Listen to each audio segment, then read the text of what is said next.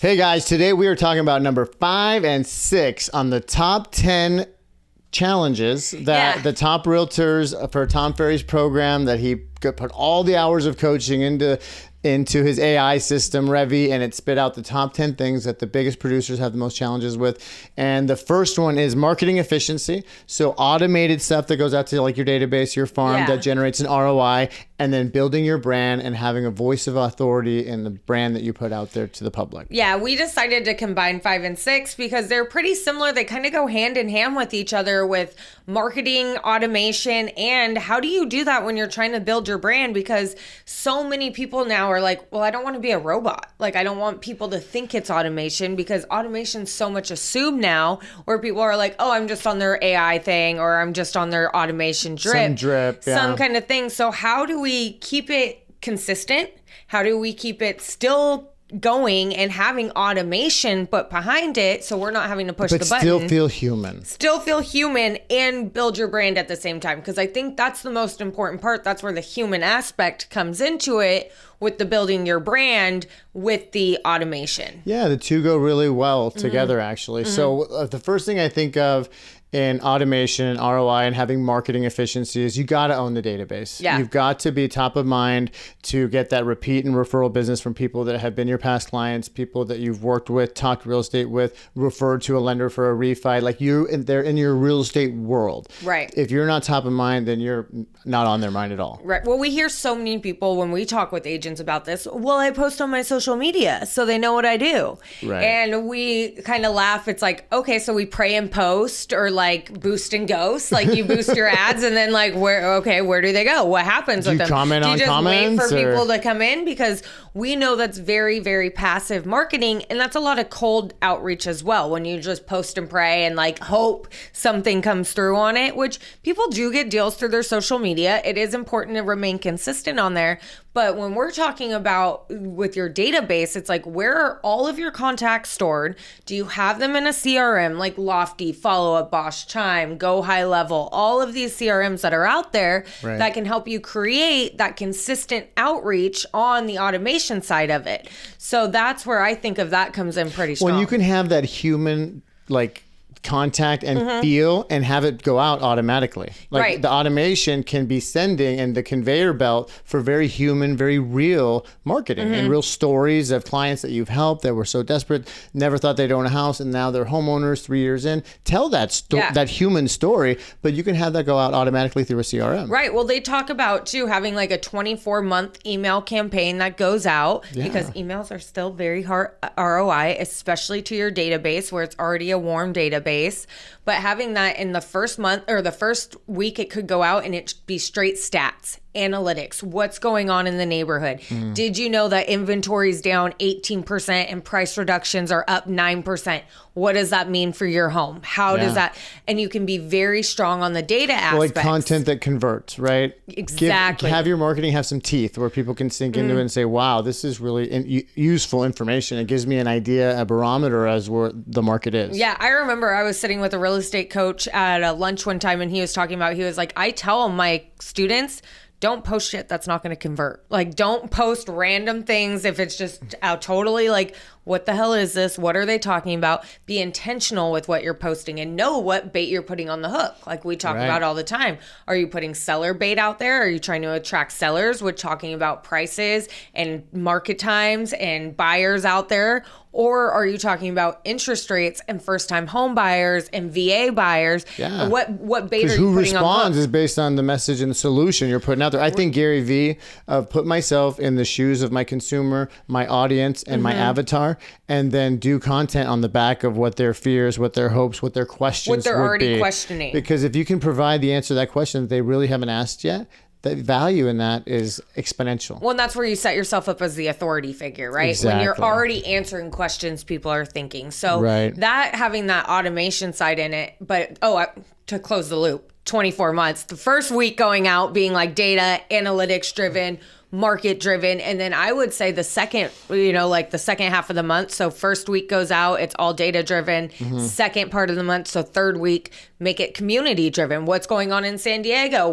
Can you believe it's February right now? I mean, I hate stamping our videos, but like it is February and it is 80 degrees outside right now. Right. So talk about what community events are out there, what farmers markets, what things are you doing on the weekends with your families, those kinds of things. Sorry, today is note day and I lost my notes, so I had to pull them back up. Oh, no worries. No worries. Well, I was thinking about the geographic and niche domination system. Yeah. So what's that all about? How can we automate that? So I think when that comes into automation, it's about having a system behind it, right? Like knowing who we're targeting, and like we talk about stacking the activities, having a system behind it of knowing exactly what you're doing at what point in the process. So you get, I think of a niche community, or like if you're doing an open house, a niche area. Or like VA or seniors or distressed property owners. Exactly. So it's what's our messaging and how are we reaching out on a multiple level of that automation of marketing, because you can automate a lot of that. Oh my gosh, you could take 30 minutes on Sunday night and have postcards go out and scheduled. You could have an email scheduled to drop. You could have a voicemail blast scheduled to drop on a certain day from a certain number Quarterly, at a certain time. Yeah. And then all that's left is the pop-bys or the calls, right? So building automation into something as tried and true, maybe antiquated as farming, you can still build automation. And so your efficiency goes through the roof. You just took 30 minutes and did 3 activities. And then you take the 90 minutes to do the call behinds or the follow-ups or any engagements or questions you get, you follow up with them and get voice to voice. But that's a way to build efficiency and automation into the things that work and the activities that are green activities and revenue generating activities. Well, and that also goes into so much of building your brand, because really building your brand is awareness, right? It's what's your message? What's your mission? Who are you as a person? How do you resonate with people? What's your vibe? Like that kind of thing. All of that builds your brand with all of the marketing, because people get a sense of who you are, what you're passionate about, what you like, all those kinds of things. And that's where the social media aspect is more of like the passive kind of marketing of just like continuing to stay in their face. When I say give the facts, give the statistics, give the marketing and content that converts on your social, but also if you're with friends at a concert, put that stuff. Right. If you're with friends at the beach, put that stuff. If you're a dog person and you're out having a puppy date, put that on your content. But you do still have to keep it human and business. Right. Human, business. Well, comfort and what's the comfort and clarity? Capable. And, competent. Competent and caring. Yes. So the way to get a referral is I like them and I know they do a good job. Yeah. You get competence and comfort levels, then I'll refer you my grandma. Right. But if you're really good at what you do, but you're kind of a jerk, I probably won't refer you my grandma. Or if I love you to death, but I'm not sure if you get out of bed in the morning, I'm not referring you anybody. But those two together, so what do you want to communicate? Your messaging, part of your brand is I'm competent and I'm cool. Yeah. Like, you want to hang out with me. You want to hang out with me. I mean, I like hanging out with you. I think you're pretty cool. I think that's pretty cool. So that was part of that. So we have building out automated systems, having newsletters going out, having that automation in that kind of built out. Then talking about automation in your niche. So open houses, making sure if you're senior care, I mean, I think of one agent. When I hear a senior care agent, I think of one person directly, because I know that's all they market. That's exactly what they do. They do events at the senior communities. They're very heavily involved. That's his niche. He builds automation through that. He has automated campaigns that go out to all the different senior care communities, all the different, he has events that he does once a quarter. He does slide broadcasts through those. So, and I think, how do I find this voice of mine, Haley? How do I become the voice of the senior community? And that becomes my niche. Well, the good news is AI is everywhere, and you can ask chat, hey, if I'm a 50-something realtor in North County that wants to target senior community centers and help people move into them and sell their houses, what does my messaging look like? And it'll give you a 37 bullet point plan on what to do. It's like we don't even have to think about it anymore. That's what the beauty of AI, and that in and of itself is a marketing efficiency. Right. I love that. And I think probably one of the quickest ways to build your brand out too is having that niche, because now you know exactly what my message is, who I'm talking to, what I'm doing, and you're not trying to figure out what day of the week is it? Who am I today? What's my messaging today? Yeah. It's consistent. And that's the biggest thing is having and have your some message passion behind it too, because it's going to help. It's going to get you out of bed in the morning when you don't want to, and it's going to keep you on task if it lights you up. If you like it, you will likely do it, right? And it brings that. Now we enter the world of business to business, right? And the referral flywheel, as they say, and have some vertical farms in your strategy. What does that mean? That means one relationship that can send you multiple pieces of business in a year. So I think divorce attorney, I think, solar company, I think contractor, bankruptcy attorney, the things we talk about all the time. So now initiating that relationship is event driven, is prospecting driven. But once you get them on and you build your own little vertical in the CRM, there's a lot of automation that can take place in that specific B2B. Well, I think my mind kind of went to like, okay, well, Ryan, how is B2B automated? How is it? Well, like you just said, you have one relationship that's leveraged that automates and spins out 5 to 10 pieces of business a year. Yeah. Where you don't have to do the consumer direct marketing or have the, your buyers and sellers that are maybe in a home. Think it's up to like 10 to 15 years now, and you're waiting on them to send referrals to stay marketing on them with all your automation there. Right. But if you went to the B2B side of aspects, and I feel like this is where a lot of salespeople in general, because we have B2B relationships, we leverage, realtors should definitely have these, but I feel like this is where a lot of us as salespeople leave a lot of money on the table. Disconnect. There's a lot of disconnect of going after these professionals who can send you 5 to 10 pieces of business a year, a probate attorney. Yeah. I mean, you can have like email drips. You could have voicemail drops or like voicemail text that, you text the voice memo.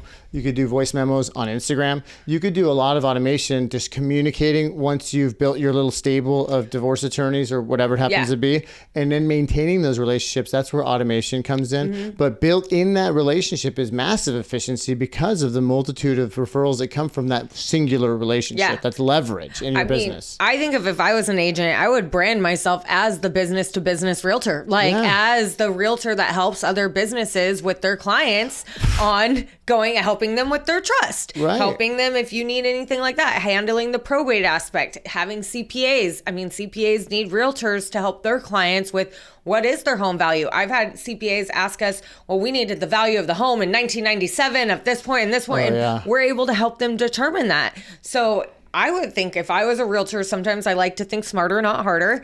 Not always. It doesn't always work. But that would be my brand. It would be the business to business realtor. And I help businesses handle their clients with their real estate needs. Okay, but it's so scary, Haley. I mean, they're attorneys and I don't want to talk to them, and they must have somebody. But so how do I come up with content? My attorney's at Mammoth Mountain right now drinking, and I saw pictures. I was like, oh, you are my kind of attorney, my friend there.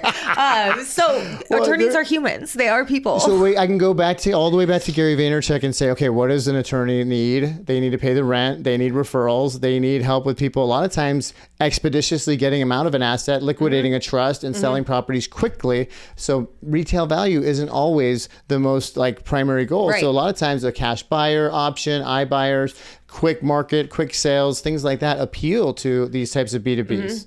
I mean, being a lot of them too, I think divorces, those kinds, being discreet, professional, having maybe a divorce kit resource for the clients that are going through this divorce. What are you going to need after a divorce and handling your finances? You might need a new financial planner. You might need all these other things. Yeah. And you can go in to the attorney and say, I want to take the real estate off of your plate. You already have to handle so much of the transaction. Allow me to be your real estate resource. I want to bring in deals into this firm.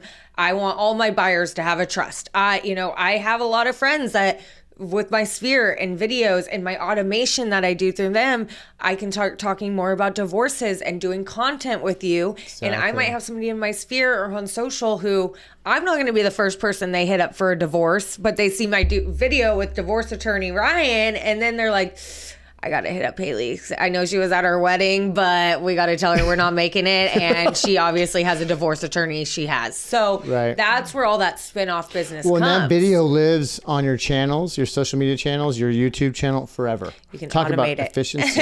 Talk about efficiency, right? That totally. Thing, you're findable, discoverable on YouTube, which is the number 1 or number 2 search engine in the world. So talk about building an efficiency and brand awareness. You're building a brand by the person that associates with other businesses business professionals, you become the guy that has a guy. Yeah. Right? Yeah. Like, oh, Haley's got a guy for that. Haley's got a guy for everything. How many people call you and you got a guy? I got a call from an agent who just said, hey, I called you because I know you know everybody. So exactly. Is that a good or bad thing to have? A great thing. I love being a connector. Yeah, and I know you love connecting people all the time. That's all you're doing all day. Well, it's like... You'll call somebody and you'll get a request here, and then you'll have the need over here, and you're like, oh, I can connect this. And it feels good, right? Because I get a little dopamine hit, and then both sides get a victory. And so if you have your brokerage with 500 agents, you've got 300 past clients, friends and family, you've got all your digital channels, leads are going to come that you're going to be able to pass to a divorce attorney, a bankruptcy attorney, a probate attorney, CPA, etc. So have the male and female like extension cord and plug it in,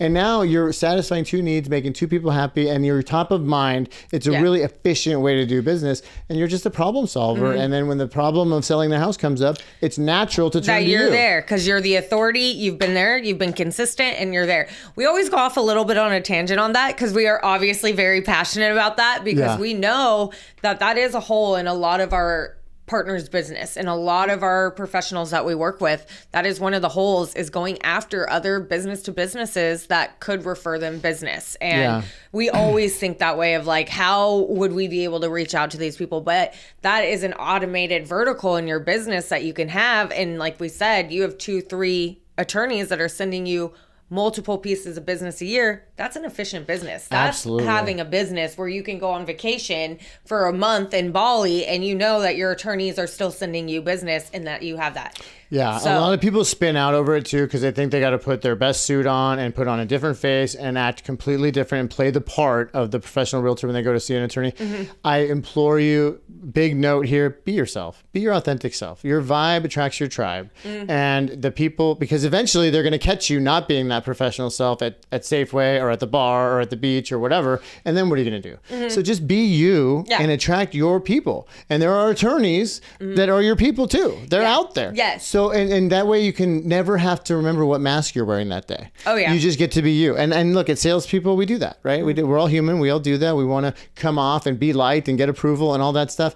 Leave that there. Just be yourself and just know that there are attorneys, business to business, relationship, referral partnerships that you can make that will increase efficiency and leverage in your business. Absolutely. And I think that goes back into the ROI with when you have an email marketing campaign going out. I mean, that's really important. We got to think of our return of investments on these things. And if you take a week, I know it sounds like a crazy amount of time, take a week to really build out these systems, build out the 24-month campaign, build out your social media strategy, build out your CRM, and making sure you have all the data, which we have other tools and tactics we can help you with on your CRM, building that out.